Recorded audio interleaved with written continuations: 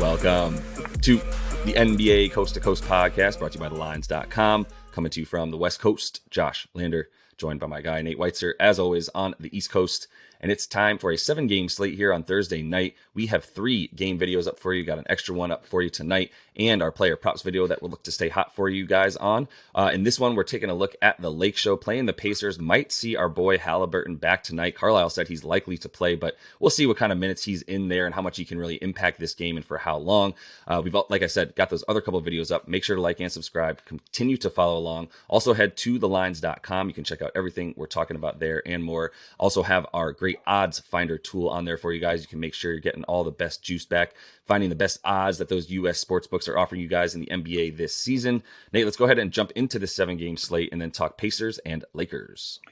With the Lakers minus 1.5 at Indy, and the total is at 240 there, as we still wait on official word for Halliburton. Other game we look at, Memphis is plus 6 at Cleveland. Grizz are on a back-to-back, so keep an eye on that injury news, but like them, if they've got their guys. Miami is minus 2 at the Knicks. The Hornets are plus 6 at Chicago. Pelicans plus 4.5 at Dallas. Warriors are on a back-to-back, so they might sit some guys plus 12 at Denver. And then the last game we look at, Clips plus 4.5 at Milwaukee. Total of 230 in some people's trendy finals prediction coming into the year. The Lakers, not so, but they are playing pretty well, and with AD and LeBron back in the lineup, I would have to think this spread would be a lot bigger if Halliburton was still officially out. And like you said, we don't know how effective he's going to be, and it's always kind of an adjustment process when you have a guy that the offense orbits around when he comes back after missing 11 games or so. And I mean, there's a lot of the offensive numbers I guess you can get into in terms of how they struggle without him, but I'm just looking at the defense and the lack of defensive intensity from the Pacers lately, and that has nothing to do with Halliburton's absence. That has to do with them regressing towards not being a playoff team, and just after their surprising start. And they were pretty good guarding the paint, but they're 21st in paint points in the last 10 here. And biggest thing here is dead last in defensive rebounding rate, giving up the most second chance points per game, giving up the highest offensive rebounding percentage, and also struggling all year. I mean, 26th in free throw attempts allowed. Because for me, it's more about the Lakers have AD in there, and that's an advantage they can push big time on the offensive glass, on the free throw line. They're getting 27.5 free throws their last 7 with AD in the lineup, and that's key for a team that doesn't really shoot the 3 ball very well, and has to go inside to get those points. Lakers have been an under team lately, even before AD came back. I mean, under in 8 of their last 10 non-overtime games. They've covered in 7 of their last 9 when LeBron has played. But it's more about AD being in the lineup, and then that defensive rating 7 points better per 100 possessions. They score 3 points fewer, even though it's the same pace, because he's not exactly the most fluid offensive player right now. He is, but it's very much able to bully a smaller team if Indy is going to keep playing that way and not guarding the paint well, not rebounding well. So, I mean, this is a game that the Lakers obviously have to have. It doesn't get much easier for them on their schedule, even though this is on the road. And it's third game in 4 nights, but LeBron and AD didn't play one of those. So they basically lining this up to say, we're going to be rested enough now to beat the Pacers. And even with Halliburton in there, they're pretty primed to stop what the Pacers do in terms of scoring points off turnovers. LA has the lowest turnover rate their last 11. And they're not 8th in transition D on the road, so they don't give up a lot of fast break points either.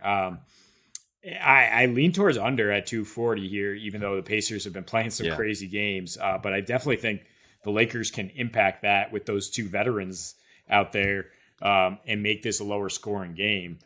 So I think Lakers and the under maybe together as a parlay makes a lot of correlation sense. Yeah, I want to agree with you there. The thing that scares me about taking an under is that Halliburton's I think he's gonna play a little bit. It's like Carlisle said that specifically. So it's kind of up to him. I know the trainers have a say, but if he feels confident enough to say that to the press, kind of seems like Halliburton's going to play a little bit. Could still mean he doesn't play very much, but I mean, the thing that scares me is that combined with the the pace that he creates, and obviously they're playing at pace no matter what. They want fast break points. They want to play in transition because, especially without Halliburton, they don't have a solid playmaker that can really set everything up in the half court. But they score 118 points per game at home this season, and it's at home that their games do seem to go pretty high. Although that last Chicago one only hit 226, and they were able to win that one. But who knows what's going on with Chicago? So back to this game, like Los Angeles, AD being back, yes, that's going to be what it comes down to for them is the way that they've been scoring with AD and the way AD's been scoring is second chance points. They've been the fifth best offensive rebounding team since he's been back, which is, like you said, because there's not much fluidity to his game right now. He's, scoring the fewest percentage of his points, or I should say he's taking the fewest amount of threes that he's taken over the course of the last 2 seasons since he's been back. I mean, it's just a 4-game span and he's only played in 3 of them. But like you said, I think for him to get back into rhythm is going to be him playing around the paint and getting those offensive rebounds, those second chance points, where Indiana is just really hemorrhaging second chance points, allowing the second most over the last 5 games, and giving up a ton of free throws as well. So this is a situation where you look at the last game in LA and everybody was playing in that game, and I think what it came down to was the Lakers weren't playing defense anywhere around the 3-point line at that time, and definitely during that game as the Pacers hit 17 threes in that game.